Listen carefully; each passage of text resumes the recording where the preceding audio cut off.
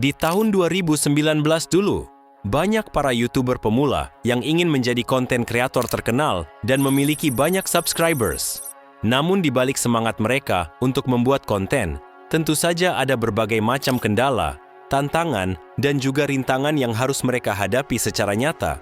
Dari cara bikin video seperti apa, bagaimana cara mengeditnya, bahkan dari segi device yang cukup terbatas. Sehingga, di saat mereka patah semangat atau bahkan sampai putus asa, rasa ingin menyerah, muncullah keajaiban dari kreator-kreator yang baik hati dengan memberikan tips dan trik untuk menjadi konten kreator melalui HP.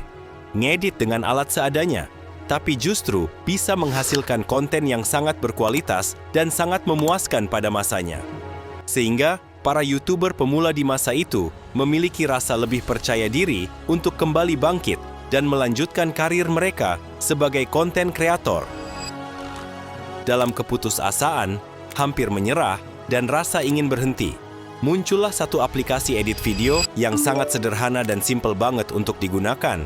Bisa membuat video sinematik, film, shot editor, atau bahkan bisa menggunakan visual effects seadanya dari aplikasi tersebut, yaitu KineMaster.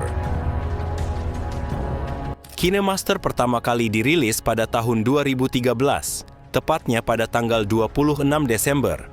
Aplikasi ini tersedia untuk perangkat Android dan iOS. KineMaster dikembangkan oleh KineMaster Corporation, sebuah perusahaan yang berasal dari Korea Selatan. Sebelumnya perusahaan ini bernama Next Streaming, namun pada tahun 2019, nama aplikasi ini rubah karena mulai banyak peminatnya. Aplikasi KineMaster adalah aplikasi seluler yang dulunya digunakan khusus untuk syuting video. Namun CEO dari KineMaster ini, yang bernama IE Tech Lim, merubah aplikasi ini menjadi suatu aplikasi yang bisa memotong video, membuat video menjadi lebih menarik, sekaligus bisa digunakan sebagai aplikasi kebutuhan khusus untuk para konten kreator pemula. Meskipun aplikasi ini berbayar, namun dengan berbagai fitur gratis yang tersedia, KineMaster masih bisa digunakan secara layak karena fitur-fitur yang terdapat dalam aplikasi ini sangatlah berguna dalam membuat konten. Aplikasi KineMaster menjadi populer karena banyak YouTuber sepuh yang mempromosikan aplikasi ini. Karena meskipun alat terbatas, mereka berani ngeklaim kalau aplikasi KineMaster ini sangat membantu para kreatornya untuk mengedit video mereka.